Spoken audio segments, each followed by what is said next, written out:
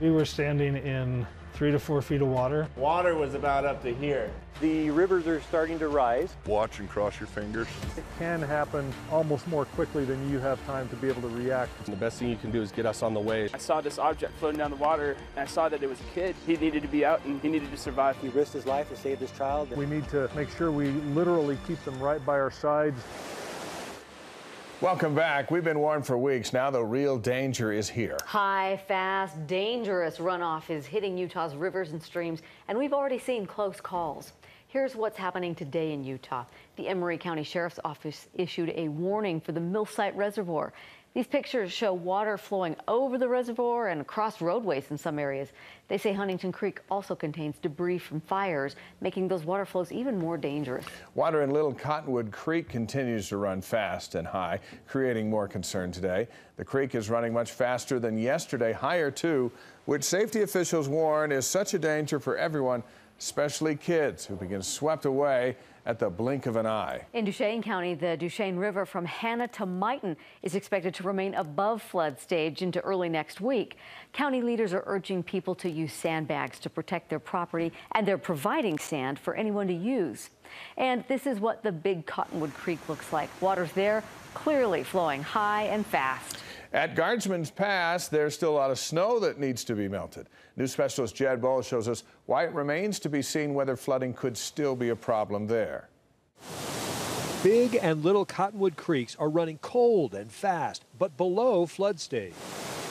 When you think of the snow we had this year, I mean... Brian McInerney, a hydrologist with the National Weather Service, tells me the right weather at just the right time should continue to keep these rivers from flooding just as it did a week ago. We expect this to go up a little more, but what we've got is cloud cover, and we've got cold temperatures for the next 4 days. The Cottonwood Creeks were close to flooding a week ago.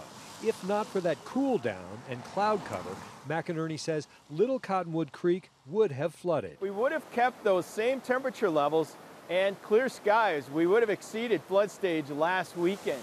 We're up at Guardsman Pass. Right now, there's about 18 inches of snow water equivalent in the highest places in the Wasatch Front. What remains to be seen is whether that's enough snow to fuel the high flows in the rivers and creeks down below. Now the question is, before it gets really hot, are we going to run out of snow so we can't fuel these high river flows? Whether the rivers flood during peak flows depends on cloud cover, temperatures, and the amount of snow. We take all three of those with probably some other variables, and we try and figure out, is it going to reach these flows? Still too early to rule out flooding next week. There are so many variables that we are yet unaccounted for, and it might come to a game time decision. What's the temperatures today? What's the cloud cover today? What's the amount of snow?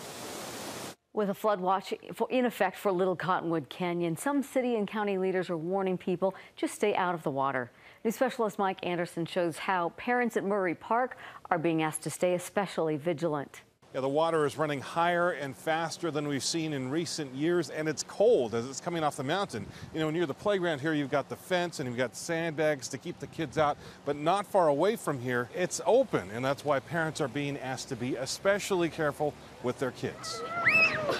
It's summer playtime as usual at Murray Park, all except for at least one thing. Something that's hard not to notice. Honestly, it's kind of scary.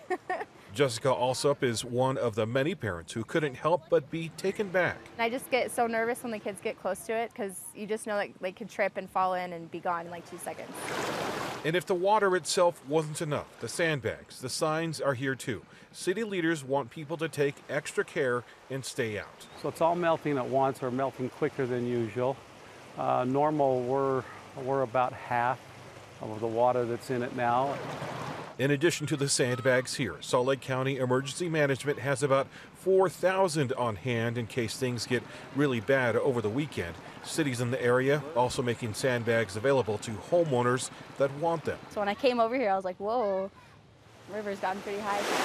Be careful, and hopefully this won't lead to any major problems. And a flood watch is in effect here along the creek through the weekend. Sorensen says the next few days, especially with Father's Day coming up, expected to be quite busy.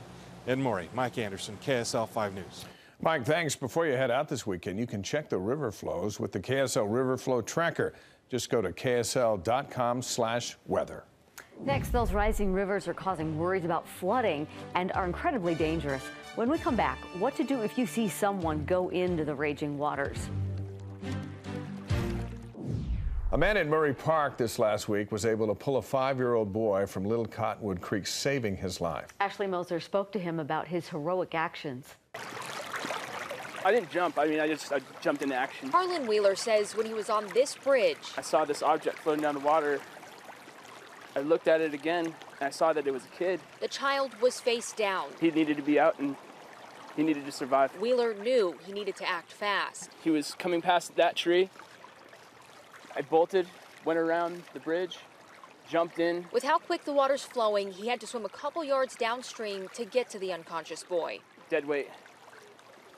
I have never felt anything like that. He handed him off to EMTs on scene. The boy's mom not far behind. 1 second she saw the child, the next second she didn't. First responders say the boy, his mom, and a sibling were at a playground a quarter-mile upstream when he fell in. The river's flowing really, really high, and it's really slippery around the edges. It pushed him to safety. As for Wheeler's actions, I think he risked his life to save this child, and I think that defines a hero. A hero showing us all. I hope I can be an example of what the good people can really do. Ashley Moser, thank you. While it goes against what most people would do, rescuers say you should never jump into a raging river after someone. Yeah, here's what you should do. Find a rope or a stick or anything you can use to reach that person. Try not to lose sight of the person and make sure someone in the group calls for help.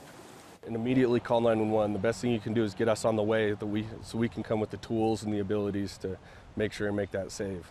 The most important thing right now is just to keep everyone away from the water's edge and keep a close eye on kids. They can disappear in an instant. Once again, before you head out this weekend, you can check the river flows with the KSL River Flow Tracker. Go to ksl.com/weather. That's our report tonight. Have a safe and happy Father's Day weekend. The Tonight Show's next, and we'll see you back here on Monday.